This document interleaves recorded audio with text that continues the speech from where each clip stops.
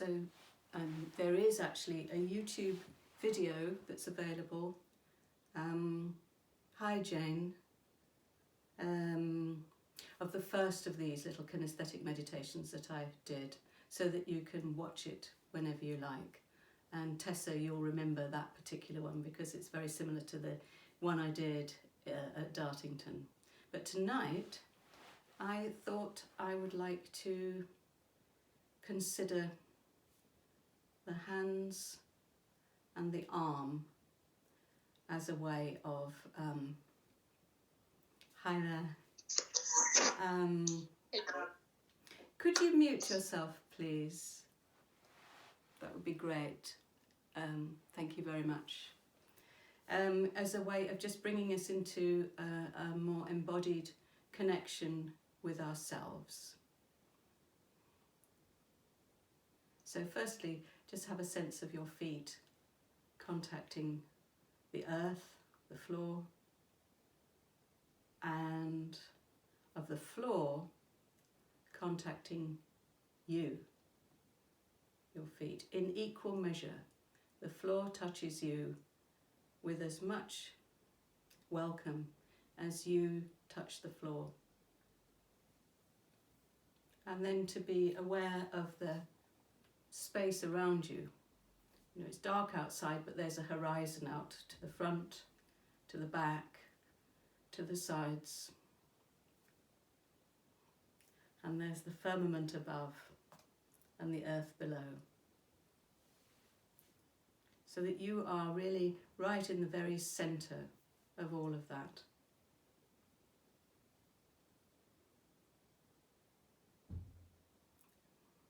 Then we'll just consider the incredible delicacy of the fingertips, how sensitive they are, and how hard-wearing. They do any number of incredibly intricate, robust, sturdy, subtle tasks. And they have the most fine texture and identity. Each fingertip has a totally separate identity with all the whirls and patterns. So just touch your fingertips, one with another. And again, notice the democracy of touch, that my right hand is touching my left hand, and that could be my focus. Or my left hand is touching my right. But can you get a sense of them equally touching each other?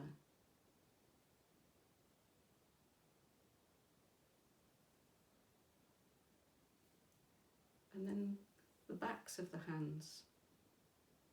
You know, we're all washing our hands so much at the moment.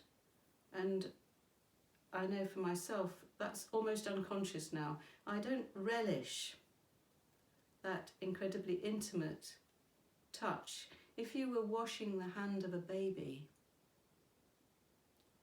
or the hand of a very precious elderly person, you would do it with such tender care. So maybe the next time you wash your hands, you could bring a flavour of this evening's meditation with you. Just stop and remember that these hands are so precious, so elegant, so eloquent, that they deserve our very gentlest and kindest connection. And then, of course, at some point, the hand and the arm connect through to the torso. Now, an awful lot of people seem to think that the shoulder, welcome Poppy, hello, that the shoulder, the arm connects to the torso sort of somewhere here, where the sleeve of your shirt has a seam, It's not really the case. The last arm bone is the collarbone. And it is here that you have your bony connection through to the breastbone, the sternum. So when you start to move, as you just did, Simon, if you keep a little finger on the little knobble that's at the base of your neck, that will start to move almost as soon as you start to lift your arm.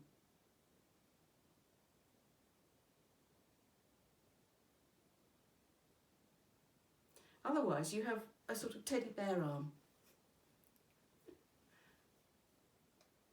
So when you spread your wings, you're really spreading from here.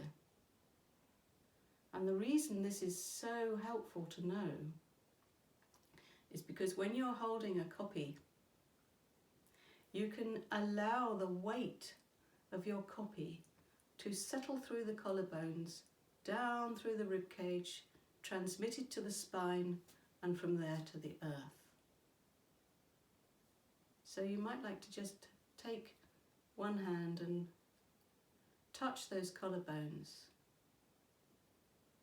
and see whether with that touch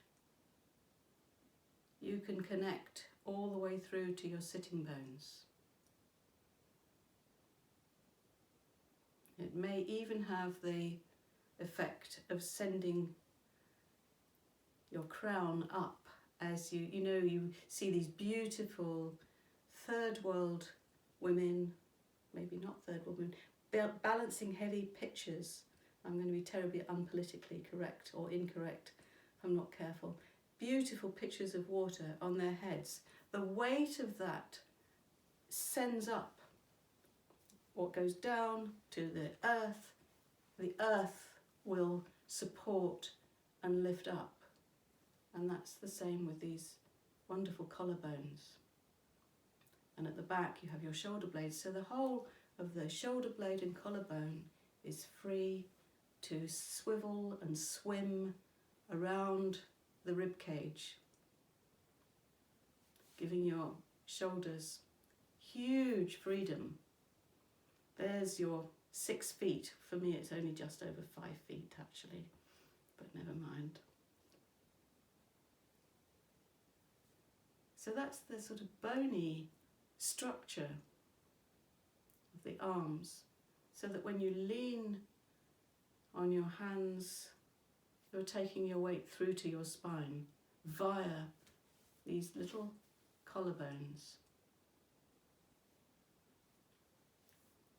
So it's amazing that your hand, the hand that is free to move anywhere, to do pretty much anything, is so linked through to the spine.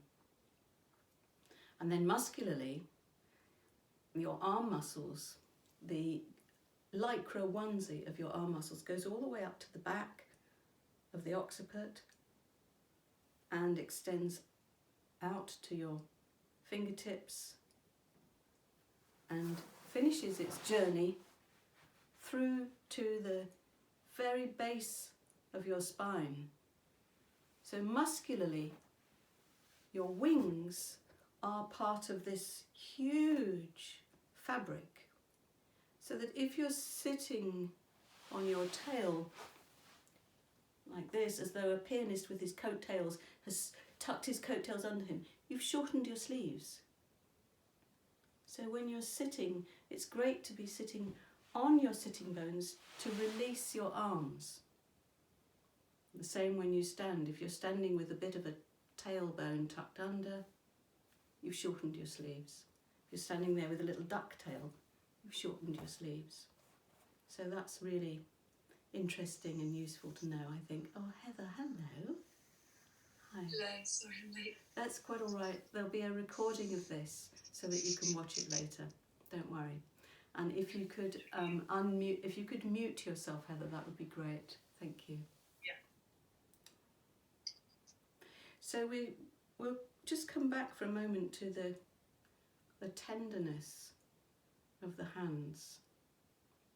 We've been talking about the incredible intimacy and delicacy and subtle robustness of the hands and the whirls of the fingertips. And just finally, you might like to consider, when you go to take something in your hand, how little do you need? Can this object in your hand stay there just almost from friction alone? And when you take hold of it, be aware of your fingers touching it, but also maybe you can get a sense of the weight of it being transmitted through your arm, through your collarbones to your spine. So you could play with that, when you fill a kettle from the tap and you feel the increasing weight, can you be more sensitive to the weight through your feet on the floor?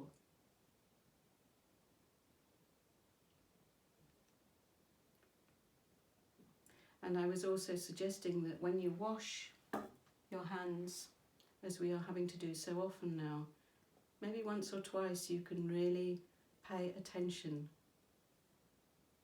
as though you were washing the hands of a baby or a beloved elderly. So I wish you all a very good night. Thank you so much for coming along. It's really lovely to see you. And I will be doing another of these meditations at 9 o'clock on Thursday.